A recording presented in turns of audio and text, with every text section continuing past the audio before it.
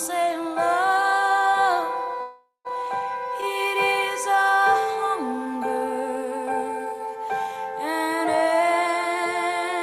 endless aching need.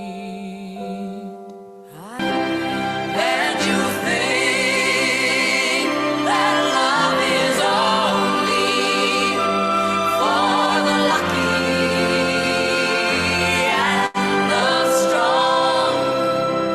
Just remember, in the winter, far beneath the bitter snows,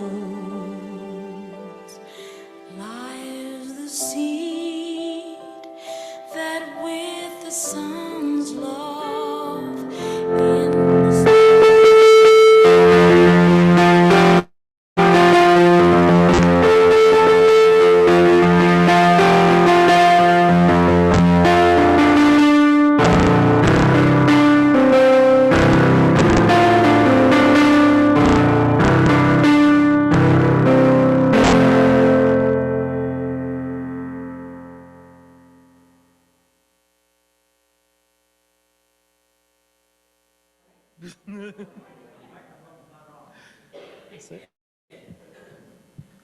Better, worse, not existent.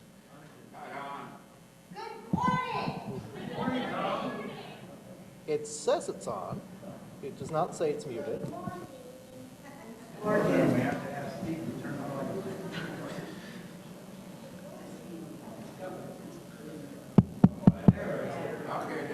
Better? Okay. We'll try it one more time. Good morning, everyone. Good morning. I'm Tom Edge, and I will be presenting service today. Tina Jones and Steve Israel are providing technical assistance, and Ted Goldman is our music director. Please be aware that we are recording this service, and it will be posted on our YouTube page. For privacy, we do pause recording during Joys and Concerns. Also, at the end of service, after we extinguish the chalice, we will have announcements. And of course, I don't need to remind you this is Potluck Sunday, so hopefully you will all be sticking around after service today. We gathered today to foster our understanding of our place in the universe, embracing the worth and dignity of all, supporting justice, equity, and peace in our world, accepting one another as we search for meaning, and respecting the connectedness of life. If this is your first service at MVUC, please note we are a diverse group with varying interests and beliefs, and our services are varied in format, tone, and topic. We encourage you to attend or view several of our services to gain a good understanding of our congregation. And if you'd like to receive our weekly email newsletter, which is the best way to stay up to date on current events at MVUC, please complete a blue information card located in the pockets on the back of seats. This will help us learn about you and answer any questions you may have. Please leave your card, I believe, in the new box on our greeting table, correct? Thank you. Now, please take a moment to think of all your friends at MVUC. Greet them here in person or with a comment in the chat box. Let us support one another.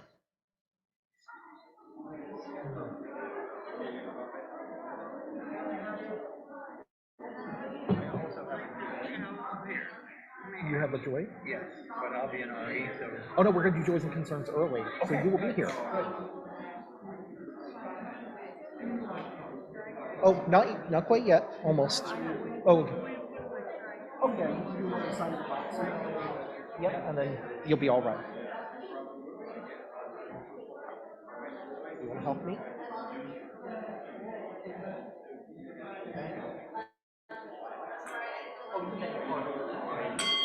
There you go. Here we go.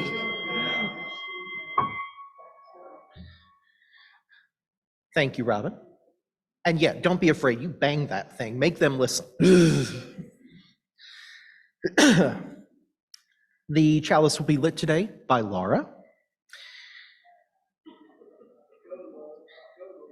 Please join me in reading these words from the UUA Leadership Council for the lighting of the chalice. They also appear as a comment in the chat box.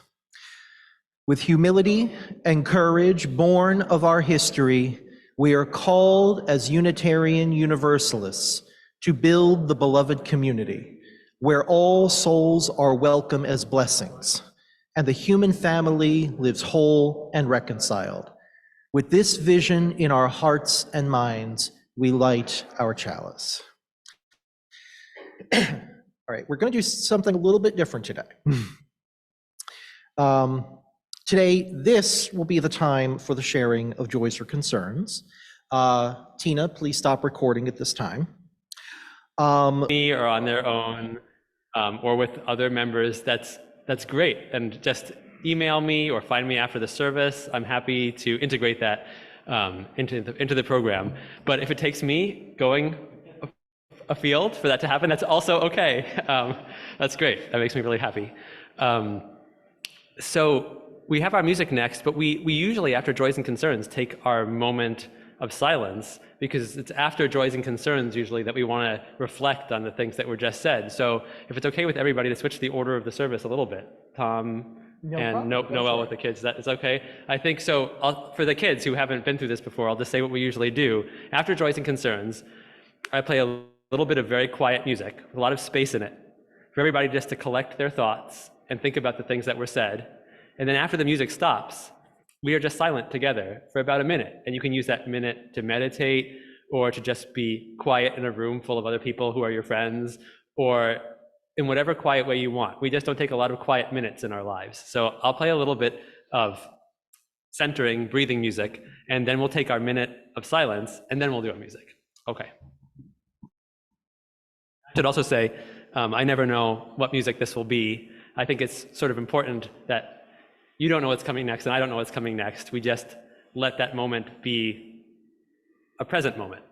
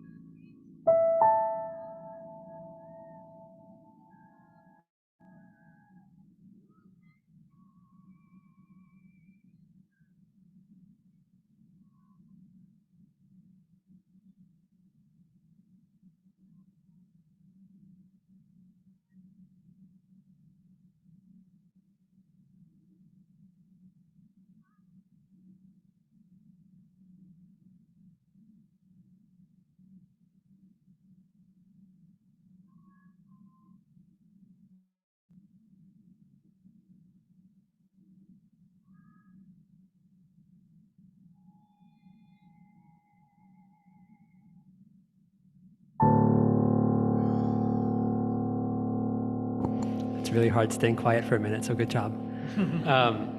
Okay, our music. Our first music for today is There's More Love Somewhere. And this is a combination of a hopeful and a sad song. The words are very simple, and it I think the first read is hopeful. There's more love somewhere. I'm going to keep on till I find it. There's, excuse me. There's more hope somewhere, there's more love somewhere, there's more peace somewhere, there's more joy somewhere, and I'm going to find it. I'm going to keep on.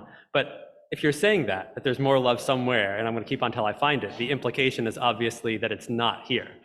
So hopeful that it's somewhere, determination that you're going to find it, maybe sadness that it's not where you are.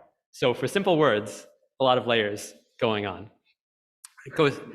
I don't think we've done this one while I've been here, so I'll just teach it. It's only 4 sentences, and it's a pretty easy one to pick up on the spot. There is more love somewhere. You try. There is more love somewhere. Same thing a little bit higher. Listen once. There is more love somewhere. There is more love somewhere. This is the only one that's slightly different. I'm gonna keep on till I find it. I'm gonna keep on till I find it. Back to the first line. There is more love somewhere. There is more love somewhere. There is more love somewhere. I'm gonna keep on till I find it. There is more love somewhere. Hope. There is more hope somewhere. There is more hope somewhere. I'm gonna keep on till I find it. There is more hope somewhere. There is more peace somewhere. There is more peace somewhere. I'm gonna keep on till I find it. There is more peace somewhere. There is more joy somewhere. There is more joy somewhere. I'm gonna keep on till I find it. There is more joy somewhere. Go now in peace, go now in peace. May the spirit of love surround you everywhere, everywhere you may go.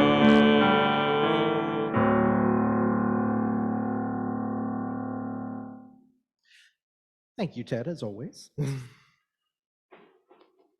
Our opening words today are from Amina Luckman Dawson's novel, Free Water. Homer was gone. They all were. A memory flooded her mind. In the early days when she first met Homer, he hardly spoke or even looked at her. But she knew they'd become friends because in the quiet times, his words would come. She knew that she was his best friend, when he shared his secret. They were alone one afternoon, sitting at the river's edge, fishing for dinner. Homer leaned in and whispered, "I can make myself invisible." "What's invisible?" Anna asked. "Is that like making yourself happy or angry?" she wondered. "It's when no one can see me," Homer said. Anna stared at him, her brow furrowed in confusion before stating the obvious. "Homer, I can see you." Homer sighed. "It's not like that. I do it when I need to." Anna saw that he believed it. He was her friend, the only one she'd ever had. Maybe she should believe it too. "I could show you how," he said. "All right," Anna said slowly.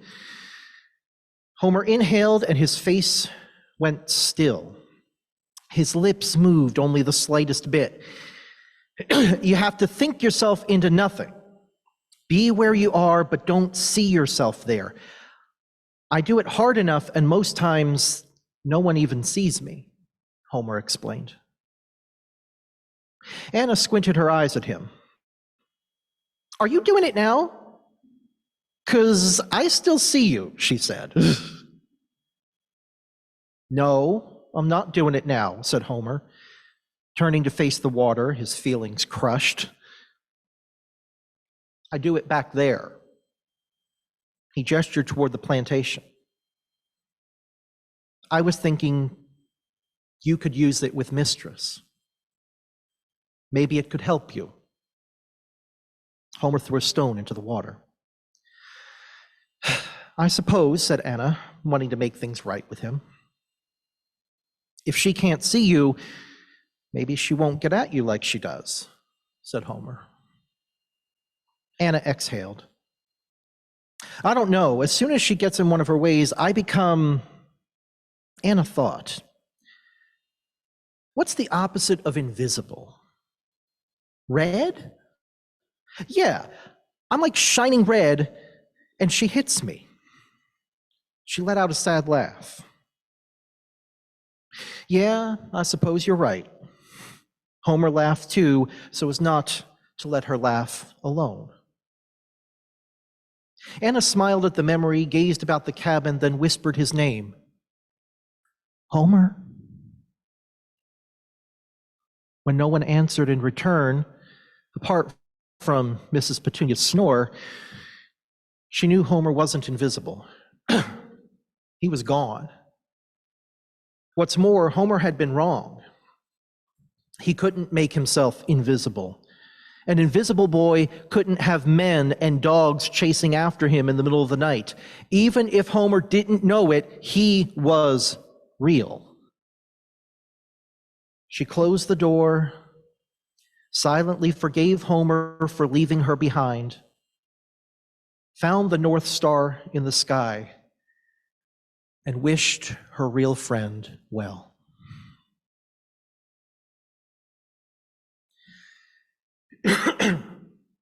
Our opening words today come from a children's novel, Free Water, that I would not have known existed if not for Tina bringing it to my attention. It won both the Newbery Medal and the Coretta Scott King Award last year, two of the highest prizes available to children's literature. Tina was particularly interested in the main topic of the story, a maroon society created by fugitives from slavery in the Great Dismal Swamp. She wondered whether I could use that as the basis for a talk this week, and let's just say she didn't exactly have to twist my arm to convince me to make that happen. What Tina really did here is what I encourage my students to do all the time. I tell them that if you really want to know more about African American history or the history of any marginalized group in our country, start with your own interests. Whether those interests take you to sports, science, business, civil rights, poetry, music, painting, or yes, children's books, start with something you know will capture your attention. From there, see where it leads you. And don't be afraid if it takes you in directions you were not expecting. I guarantee that sooner or later you'll come across topics that you never knew existed. I never knew about maroon societies, for example, until I was an undergraduate. I'm certain that the first time it was mentioned in one of my classes, my professor was teaching us about Palmares in Brazil. Palmares was established by fugitives from slavery around 1605. Before the Pilgrims arrived at Plymouth Rock, before Jamestown was established, a group of enslaved people liberated themselves and laid the foundations for a small city that continued to resist both the Portuguese and the Dutch for 90 years. During the years when the Dutch and Portuguese were fighting for control of the coastal regions, thousands of Africans used the fog of war to claim their own freedom. We do not know definitively how many people resided in Palmares. The most conservative estimates put the number around 11,000. Others, especially those combining Africans and Amerindian tribes, estimate that it might have been closer to 30,000. Here, diverse groups brought their own languages and cultures together, mixing African, European, and South American practices into one small city.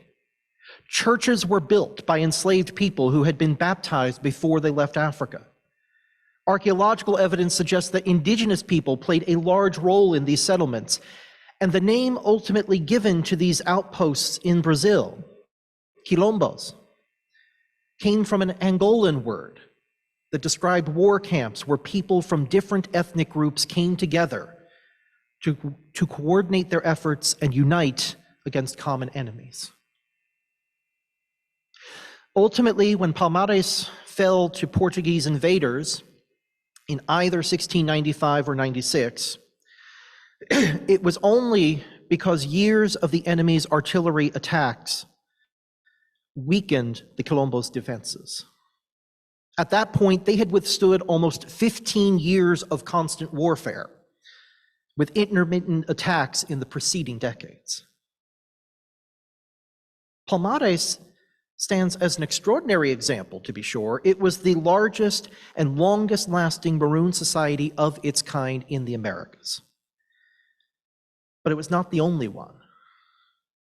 Due to the nature of these settlements, they were far more likely to be founded and survive in areas that offered strong natural defenses without easy access for Europeans and their allies. Thus, we are more likely to see historical examples in the vast hills and rainforests of South America, the hilly islands of the Caribbean, or the swamps and bayous of the American South. In some cases, these Maroons were able to support themselves by raiding local plantations, robbing trade caravans, and otherwise terrorizing their former enslavers. As far back as 1553, an enslaved man in Venezuela named Negro Miguel led an uprising in the gold mining region of San Felipe. Dozens of fugitives took to the mountains nearby, establishing a base from which they raided the mining community. When their leaders were later killed in battle, they formed a string of smaller Maroons deeper in the mountains, linked by a smuggling network that kept them well equipped for years. Maroons in places like Jamaica and Haiti became self-sufficient states within the colonies. And in both colonies, Maroons actively fought against the system of slavery. By the time the British colonists launched the first Maroon War in Jamaica in 1728, they had actively been fighting on a smaller scale for nearly 60 years. In Haiti, one Maroon society, known as Les Manuels, grew powerful enough to sign peace treaties with the French and Spanish in 1785, in return for promises to return fugitives from slavery who escaped into their lands in the future. Here in the United States, Maroons were most common in the Great Dismal Swamp, on the Virginia-North Carolina border, in the swamps of South Carolina and Florida, or the bayous and interior forests of Louisiana. But small-scale maroons could exist anywhere that white settlers did not live, in caves and forests up and down the eastern seaboard. In some cases, especially in Louisiana, they were aided by Native Americans who shared common interests in defending their lands and preventing the kidnapping and enslavement of their own people. Rebellions sometimes gave way to fears that some of the people responsible successfully escaped a certain death sentence by running away to the Maroons or to create new Maroons. For decades after Nat Turner's rebellion in Virginia in 1831, local people, black and white, spoke in hushed tones of those who made their way to the swamps, wondering when or whether they might return. Historian Aline Helg summarized the impact of these societies best. Maronage represented a constant and costly threat to authorities and slaveholders, forcing them to hire professional hunters, form militias, or bring troops from Europe to halt it or prevent its spread. Some Maroon communities were recognized as autonomous and their fugitive members declared free by colonial slave authorities incapable of defeating them, representing an enormous victory against slavery. Others survived and even grew inconspicuously in frontier regions until they were gradually integrated as populations of free people of color as the state extended its control beyond existing borders, another way to combat slavery. If that is the case, if there were examples of these throughout the Americas, if they were a powerful threat to the system of slavery, then why don't we learn about the Maroons regularly? I do not blame people when they are surprised to learn about this history. It isn't regularly taught in American schools, even within higher education. What frustrates me is when people describe this history as untold. Go into any bookstore, look through the history section. You'll see lots of covers with subtitles or descriptions that breathlessly describe the narrative therein as a previously untold story. Rarely is that true. In 1922, Carter G. Woodson, the man who established Negro History Week 4 years later, and is now credited with being the founder of Black History Month, published The Negro in Our History. In it, he described Palmares as the greatest enterprise of the Maroons, surrounded by wooden walls made of the tree trunks, and entered by huge gates provided with facilities for wide surveillance. Palmares developed into a sort of nation, uniting the desirable features of the Republican and monarchical form of government, presided over by a chief executive called the Zombie, who ruled with absolute authority during his life.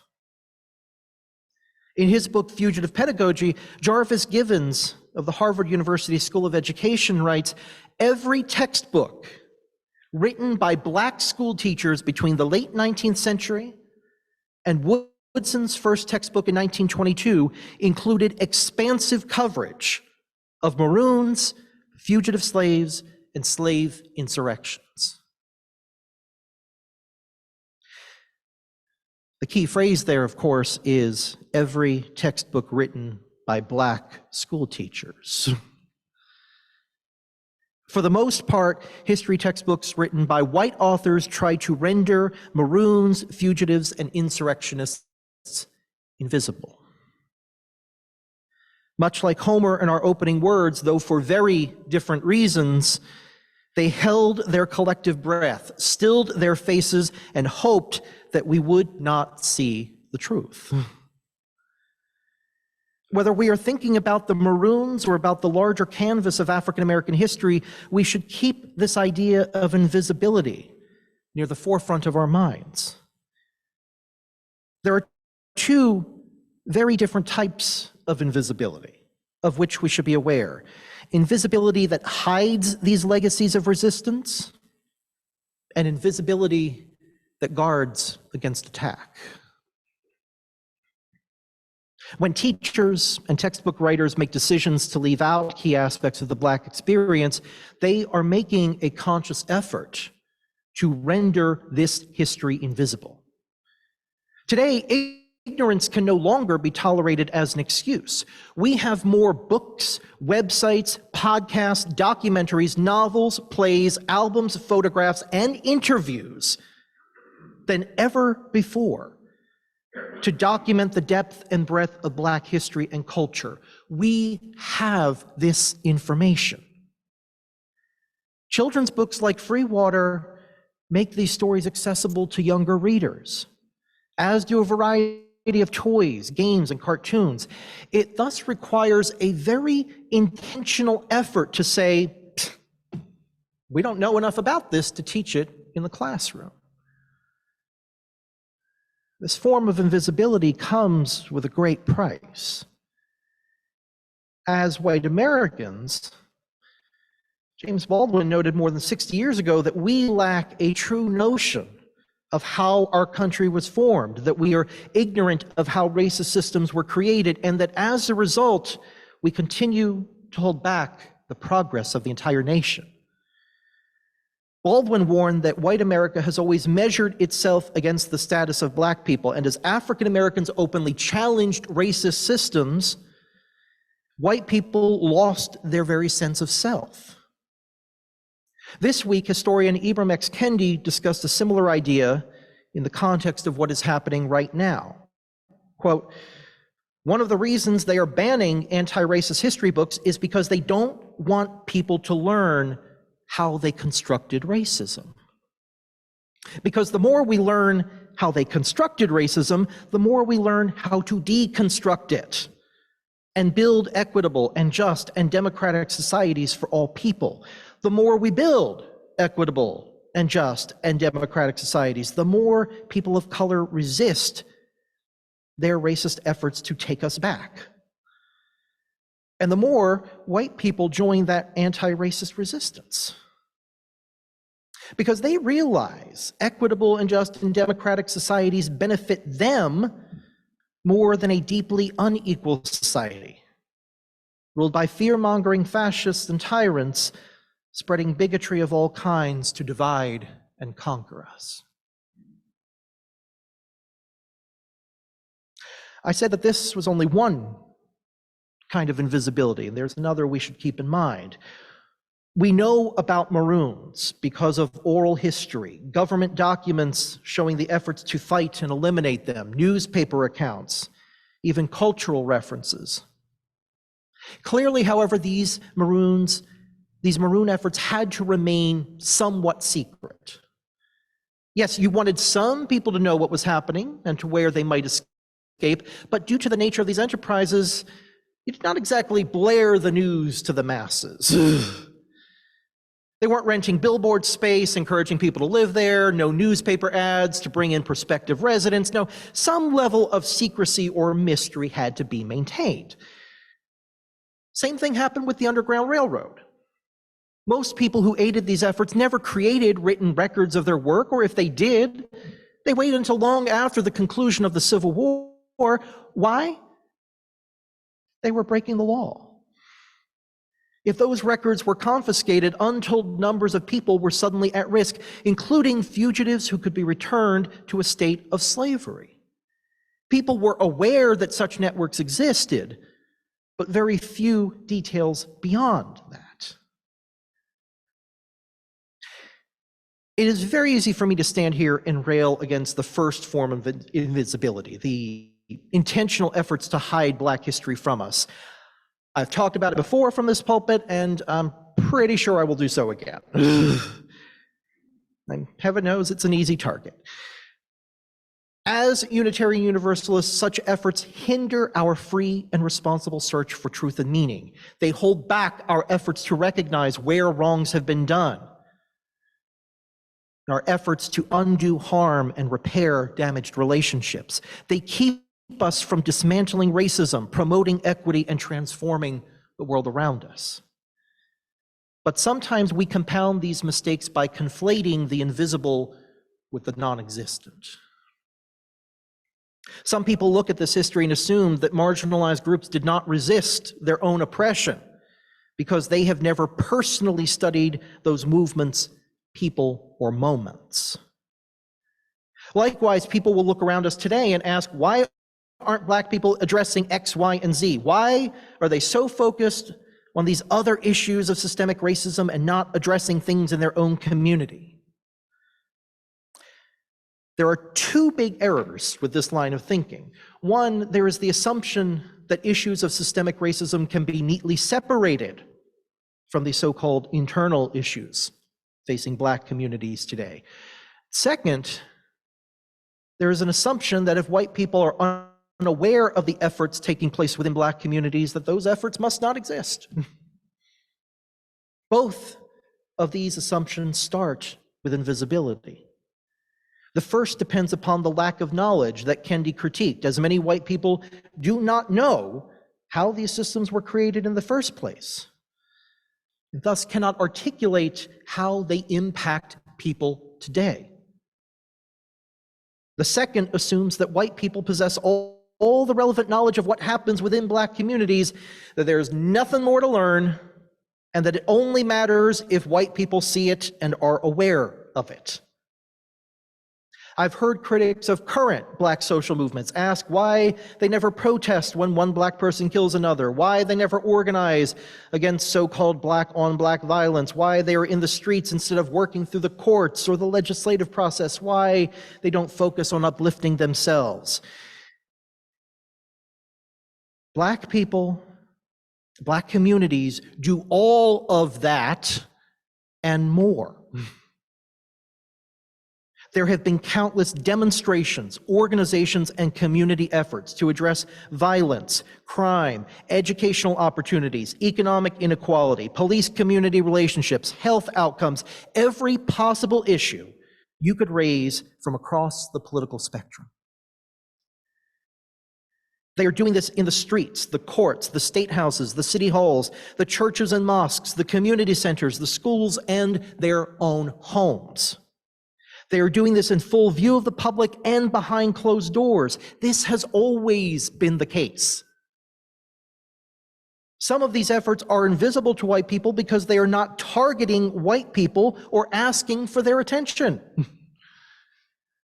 Others are invisible because we, as white people, choose to ignore them.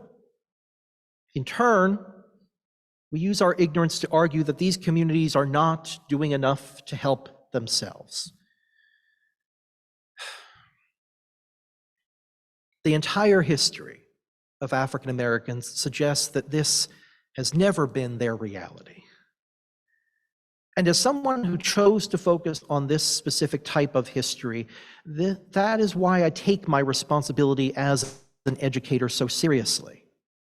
These hidden histories, regardless of who hid them or for what reason, fill me with inspiration. They serve as a constant reminder in our shared UU search for justice that no marginalized group has ever passively accepted its fate.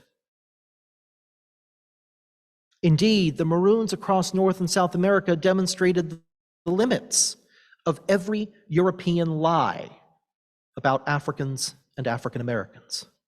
They showed Black people could be independent, could take care of themselves and each other, could thrive in the harshest of circumstances. More than anything, Maroons showed the intense desire for freedom itself. This is not a case of people in the 21st century imposing their own views of slavery and freedom on the past. Rather, enslaved people and formerly enslaved people spoke and acted for themselves. With that in mind, do me a favor. Pledge to read one new book this Black History Month. Choose something you're interested in already, or choose a topic about which you know nothing. Take a few hours out of your month to render this history a bit more visible. Let yourself be inspired by examples you did not know existed. Open your eyes to all the light you cannot see. May it be so.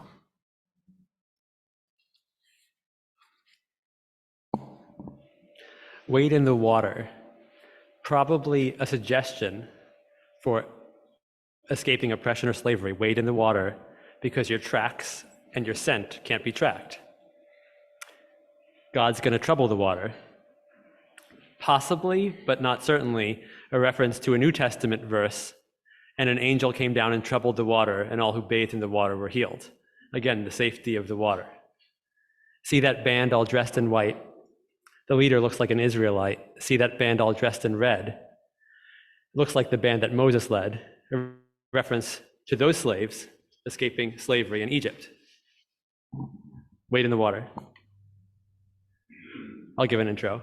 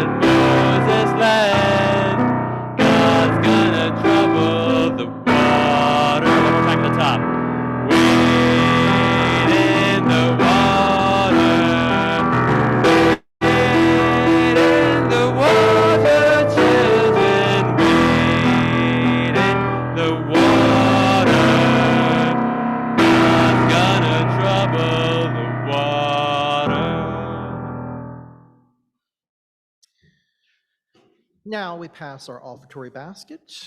Visitors, we welcome you to donate cash or via our PayPal link using the QR code in the basket.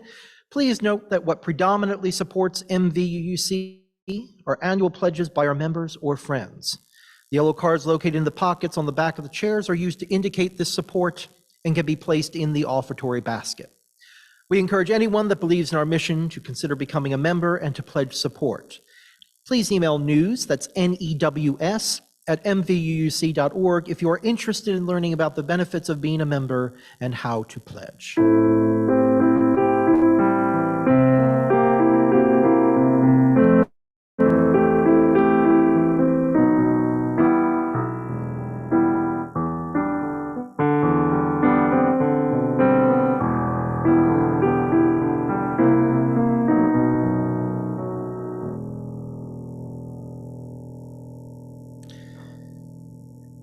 If you really want to treat yourself, listen to the Sweet Honey in the Rock cover of Wade in the Water. I think they actually used it in Grey's Anatomy like years ago, but you can find it on YouTube very easily. It'll just be confusing because you'll see the Grey's Anatomy logo. And like, how do these things go together? But trust me, it's a treat. Our closing words today are from Mother Teresa Gustillo Gallardo. Free us from our hindrances. Make invisible things visible, the voiceless heard. Lay what is hidden before us. Make the chained unbound the doubting believe. What is confusing, let clarify. As hardened hearts grow soft to the touch. May we come in fullness with gratefulness, in faithfulness to one another. May we speak in kind conversing, disclosing our truths with care, expressing our practical wisdom to learn of its practical limits. For the world was not meant to be possessed by a singular truth, but to be built together upon revelations. O universe, with stars in your hair, you have shown that great things emerge from humble beginnings, no matter how flawed and lacking. That one story in a stable, in prison, in the cave, in destitution, in abject poverty, if lived in all sincerity, can liberate from darkness the many.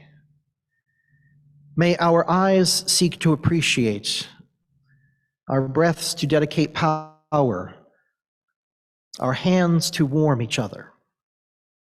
When loving fearlessly, we are invincible. When free will is deliberate, we are pivotal. When dreaming together, we are infinite. Remind us of the very questions that we have turned away from, that we thought could not be answered or are impossible to realize. Dear universal intelligence, your embrace contains everything but confines nothing. In the ever insistence of existence, may this one moment count. Amen. Please join me in reading the words from Amy Zucker Morgenstern for extinguishing our chalice that can be found in the order of service or the Zoom chat box. When we take fire from our chalice, it does not become less, it becomes more. And so we extinguish our chalice, but we take its light and warmth with us, multiplying their power by all of our lives and sharing it with the world. Right, now is the time for announcements. I'll hand it over to Lisa in just a second. David Love did want me to let you know that on February 16th at 7 p.m., there's going to be a movie night here. Appropriately enough, it will be Valentine's Day. So if you have any questions, it is going to be taking place, I believe, right here in the sanctuary. But if you have questions, you can reach out to David about that. Lisa?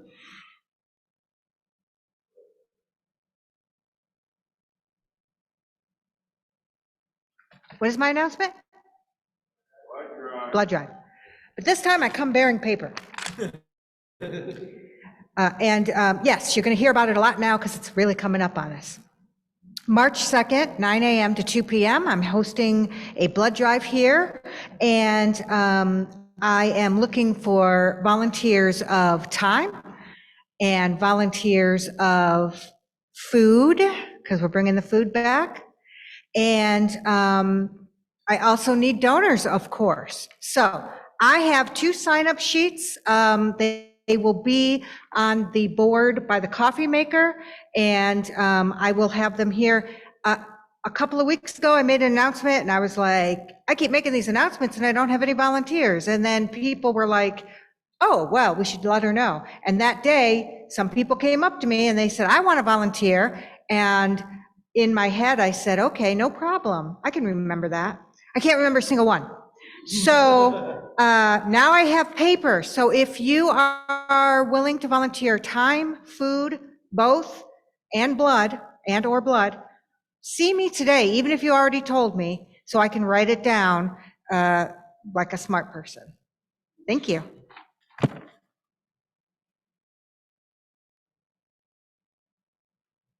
Hi, everyone. Kevin McClooney, Chair of the Membership Committee. I wanted to mention that on February 25th, we're going to have a new member ceremony as part of our service that day. So if you are not an official member of the congregation, or you are interested, please come see me. We could have you as part of that ceremony as well. Sort of related to that, the committee is going to start having meetings again soon. If you would like to be on the membership committee, please come talk to me after service. Thank you.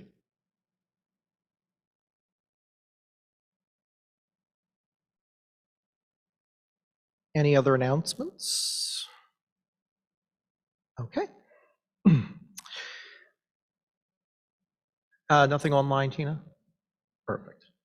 All right, after our closing song, of course, we invite you to stay for our monthly potluck. Our closing song today is hymn number 121, We'll Build a Land. So we haven't done this one as a closing song that I can remember. And I don't know how familiar it is, so I'll just play through it once, and we'll just do one verse together.